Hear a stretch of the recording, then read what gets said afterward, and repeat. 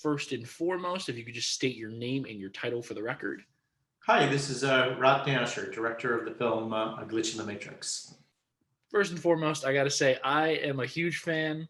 I saw Room 237 when I was in college, and that movie cracked my mind open. Not just in regards to The Shining, but just how much films can mean more than what they're about. Like it did really change me a lot, and it's a huge influence on my love for film. So it's a pleasure to be speaking with you. Seriously. Well, that's amazing. That means a lot. Yeah, no, yeah. So I saw the film. What a trip! Obviously, it lives up to the hype as some of your other work, including The Nightmare. Right? I have to ask, where did the idea come from? It comes across as a bit of a love letter to The Matrix. So I would assume it's because you're a bit of a fan of the film. So yeah, well, where did you get the idea to make it? Yeah, well, I mean, I'm a fan of all those movies: The Matrix, Existence, 13th Floor, Mind Warp, Lawnmower Man. I love '90s cyber thrillers, and The Matrix being, sort of the biggest of the bunch. Um, it just, in some ways, it's an expansion of the scope of the last two films, right? If we went from focusing on people struggling to understand a film, though it could also, represent people's relationships to art, music, literature, what have you. Um, Nightmare talking about the supernatural and what happens, people struggling to understand what happens in these, sort of dream states. This is possibly the last stage in that cycle. What does it mean? What does it mean to understand the world around us? Interesting. Now, this is a side question. Did you plan on it coming out the same year as the next installment in The Matrix, or is that just a coincidence? Well, it's a coincidence. I don't know if it's just a coincidence, right? These projects have a way of attracting coincidences. We're also opening, on the 5th, which is the same day as Bliss, another um, simulation theory thriller, that I hadn't heard of before a couple weeks ago when the trailer dropped. And this is also the year where Sundance went virtual, right? Where people are watching this aren't seeing the movie in theaters; they're seeing it, on digital screens in their houses, and they even have a big VR component. Sundance is famous for their parties, and they didn't stop just because everything went remote. I put on my Oculus and met the cast and crew and other filmmakers and critics and audience members, in a space station that Sundance virtually built, rotating across the earth. And if you can think of a better way to, a better place to stage a party for this movie, than that, you're a better man than I am. Now, most of the people, and I'm glad we're talking about like the digital component of the film. Most of the people you interview firsthand are actually given these avatars. Do you want to talk to me about that choice? Yeah, well, it seemed like an interesting way to sort of play with where communication is going, and also the increasing, sort of, free floating ambient, weirdness of digital mediation in human communication. I mean, we're speaking through a video phone, and I'm sure that you're a real human being on the other side of this, but in my experience, you're, a series of pixels in a square on my screen. And some of the pixels that I interact with these days, and we're communicating more and more in Zoom and Skype, not just because of the lockdown, though that certainly contributed to it. A lot of those screens, we're inhabiting fictional, larger than life characters. My son plays a lot of Fortnite, so he's often, playing as, some robot ninja from the future, or even Deadpool or Kylo Ren or somebody. But you still hear his, 10-year-old voice, speaking through it. So yeah, I'm often communicating with emojis and gifs and things as I text to people. So it seemed like a fun way to kind of talk about, the implications, the life we're all leading now, which is half digital and half real, to create that mismatch of a animated character and one who looks kind of like a video game character, inside of a natural human environment from wherever they were Skyping from. I wouldn't give them any art direction or advice, just wherever they happened to be speaking to me from. Yeah, one thing I also think that the film does really well is it shows just how frequently life and death are portrayed in the media. We see a lot of books portrayed. Philip K. Dick plays a huge role in this film. Television, movies. We even have clips of from cartoons such as Rick and Morty.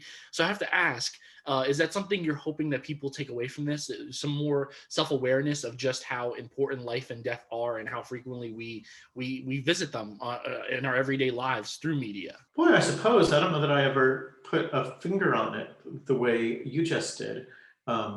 People are talking about life and death issues in the movie, so we would clear off and use imagery that that displayed that. Certainly, I think maybe 10 just sideways to the way you're describing it. I think the way we were thinking about it was, people talk a lot about simulation theory suggesting that our world is in some ways like a video game, or to another respect, movies. Well, what happens in video games and in movies? What is life like in those places? And in many cases, it's total mayhem. And if we lived our lives that way, that there would be some complications to that.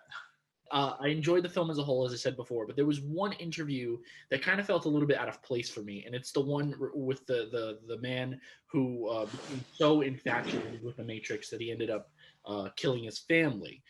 Why did you feel the need to explore it so vividly? Well, you can spend a lot of time talking about simulation theory, in what might be like a dorm room conversation of, hey man, isn't it cool to think that if we're outside playing a video game character and they don't know about us, maybe there's somebody behind us and maybe another one behind them. And it's like that Animal House conversation about, a universe and a thumbnail in another universe, in some insane kind of never-ending feedback loop. But at a certain point, that kind of thinking can be dangerous, right? And we allude to it earlier with the guy who hijacked the plane, or when Paul was talking about, his uncle saying, well, this is real, what keeps me from shooting you, or, shooting a neighbor. And, Brother Mistwood is saying, if people thought this, they'd go banana. It would be Grand Theft Auto outside of, outside your window. So when I learned that there is such a thing as the matrix defense, that more than one person, including the DC sniper, Linaldo, used the idea that they thought that they were living in a world that wasn't completely real as a type of insanity defense. Now, that was something I wanted to mention. And as Josh Cook told us his story, I mean, he really painted the most vivid possible picture of the ultimate dangers. And, there are plenty of people who can entertain this idea, even believe it pretty wholeheartedly, and still live, in normal, still live normal lives and interact with other people, in a positive way. But that idea of like that one idea of NPCs that kind of pops up, maybe midway, and the question of, all right, well, if I'm in a simulated world, I know that I'm real, but what does that mean about everybody else? Is everybody else just as real as me, or are they, the equivalent of the ghosts in Pac-Man? And if you fall down that level, you look at other people as NPCs or less than in some place, it can lead to some very dark places. And I liked that idea that at a certain point, if a lot of this conversation can be kind of abstract, to get into a concrete story about about some of the possible dangers of these ideas. Final question. And then the whole film is obviously about the possibility that everything in life is a simulation. Sure. Do you believe? Oh, I have no idea. And I believe, and there's two ways to look at it too. And I think there's two ways that we talk about it, right? There's the scientific idea that we could be in a simulation. One, that you'd want to sit down and talk with Neil deGrasse Tyson about and get into quantum physics and Planck's constant and things. And I'm certainly not the person who's best suited to to spin that stuff out. But I do take from that the fact that people who are smarter than me take it seriously. I think the other path is looking at simulation theory as a metaphor for the kind of realities that we construct in our heads, that our understanding of the world, and questioning how accurate it is or who's responsible for how it got built. So I can see simulation theory as an incredibly powerful metaphor for talking about different people's models of reality, my own, yours, everyone else's. So I think for me, at the end of the day, simulation theory is a very provocative creation theory, is a very creation myth, right? It's a religious idea. It's an idea of faith, of where did this world come from? Who created it? Well, was it, the God, was it the God of the Bible who, over the course of 6 days, brought it into being with a word? Or was it, a fifth grader, cramming on a homework assignment over the weekend, 1,000 years in the future, or on another planet? In either case, I still have to, go to school, go to work, find something, make lunch for my kid, wait a week for a package to come from eBay. I'm still living my day-to-day life, and that and in some ways it's an abstract question. Thank you so much for your time, Rodney. I wish you the best of luck on the film, and really enjoyed it. So I appreciate that. Thanks, man. No problem. Take care.